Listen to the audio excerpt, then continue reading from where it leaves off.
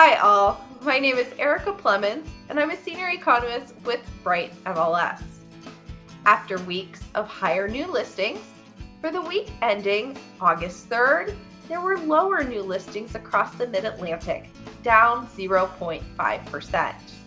Additionally, sellers are more likely to pull their homes off the market this year, according to our canceled listings statistic. You can find out the details for your metro or county in our full report. Are you working in the higher end of the market? Or are you simply curious about what's going on with high-end homes?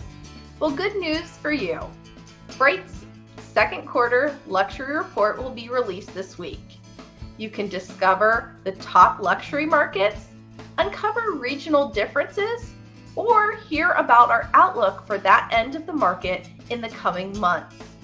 Find both the weekly report and the luxury report on brightmls.com/research.